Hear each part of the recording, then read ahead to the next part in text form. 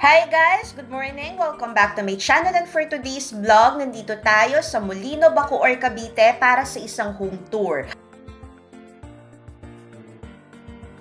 Road, pag diniretso natin yan is going to Paliparan, Dasmariñas, and few minutes away, nandyan na yung Daang Hari.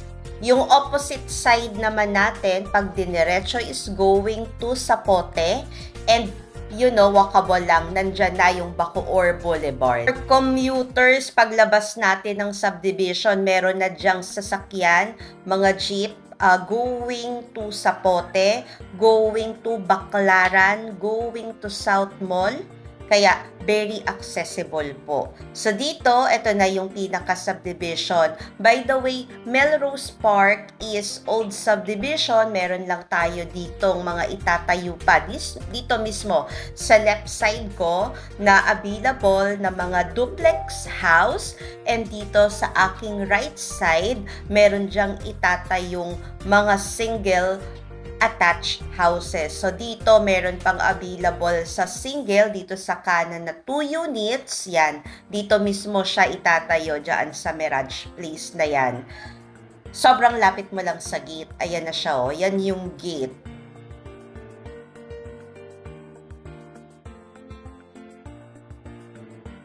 And dito naman, sa side na to, dito itatayo yung mga duplex. So, this is pre-selling project and gagawan ko to ng separate video. So, nadaanan lang natin, kaya ako na-discuss. Ang developer natin dito ay Vanderbilt, and as of now, meron tayo ditong isang ready for occupancy unit na i-refurbish natin just in case may buyer na po itong property. So, this is the house. Gagawin natin tong modernist. So, magpo-post na lang siguro ako sa dulo ng refurbished version just in case ng bahay na ito. Pero this property is selling at 6.2 million pesos kasama na po ang refurbishment. Ang lot area ng bahay na ito ay 117 square meters. Meron siyang lupa sa harap, sa gilid, left and right, at sa likod.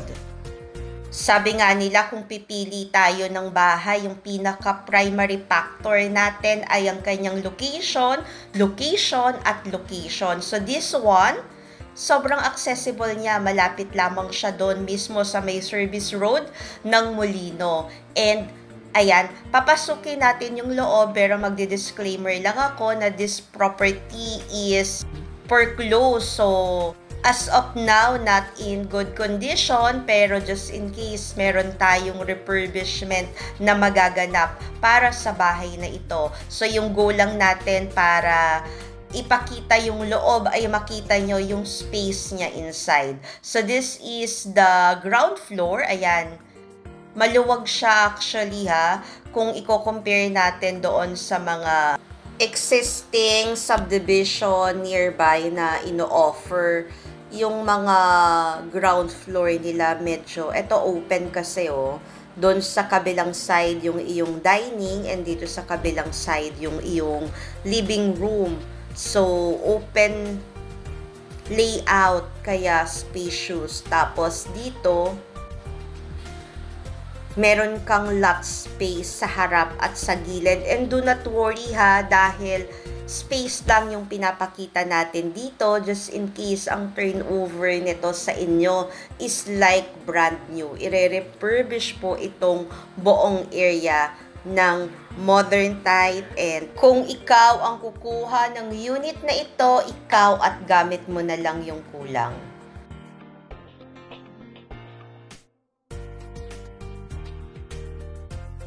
And in here, meron tayong toilet and bath na nasa ibaba. Do not worry po dahil papalitan din po talaga itong mga toilet fixtures ng bago. And ito yung ating stairs. Tara, akyat tayo. Maganda yung layout ng stairs tsaka yung position niya kasi nakatago and sakto lang yung kanyang width and height. And ipapabago at ipapaayos din po natin ito.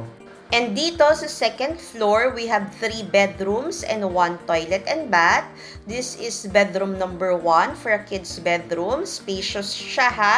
And you can put in some single bed and cabinet and study table. Malaki siya ha. And dito, this is bedroom number 2.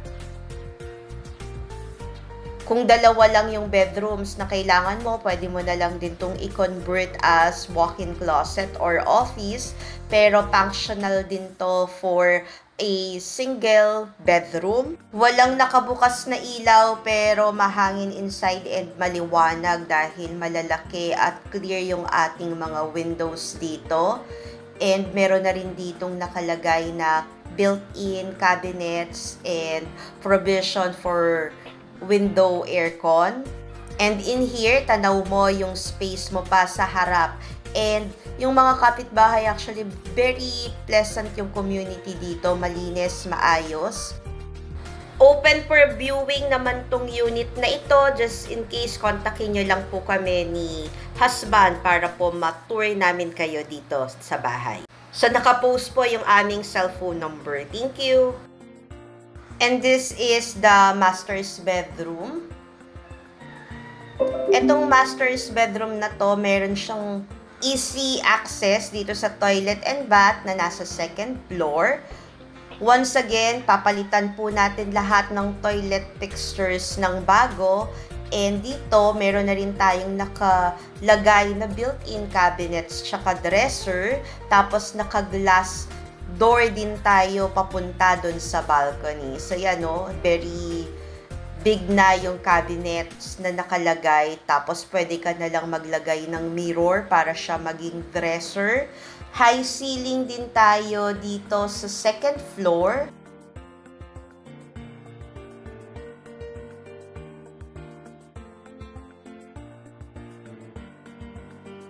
Dito sa side na to, kita mo pa yung iyong lot space dito sa gilid. Yung mga sasakyan sa neighbor na nakikipark lang for the meantime kasi wala pang owner itong house, hindi po siya kasama sa package. So dito, meron tayong mini balcony yan. Naka-glass door tayo palabas. Check natin.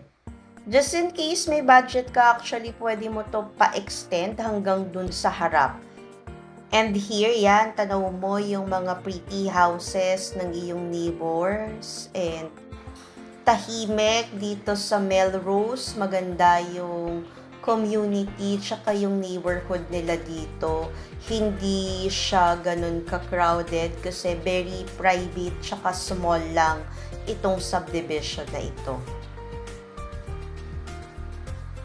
Siya nga pala, kung bago ka pa lang sa channel na ito, I'm Sheila Beronilla, your friendly real estate broker. My blog is all about buying and selling of real property investment and anything in between. Kaya kung gusto mo ng ganitong content, please don't forget to like, subscribe, and hit that notification bell para lagi kang updated. Thank you! Pababa na tayo. Once again, this property is selling at 6.2 million pesos only. Single attached na po siya. Kung dito tayo sa area titingin ng mga single attached na ganitong size is nasa 8 million na po yung price range. This one might not be brand new pero hindi naman to gaanong natirahan at ipapa-refurbish din po ito ni developer like you. Kaya pag tinurn over po sa inyo is maayos na maayos po talaga. So meron tayong lot space dito sa gilid for extension or for gardening. And sa likod, may malaki ka pang space para sa service area, laundry area. Malaki pa yung lot space mo dito sa likod. Pwede ka ditong mag-dirty kitchen or laundry area or ayan o, diba? Do not worry, ipapaayos din natin yan, sink na yan. Maganda yung building structure ng bahay.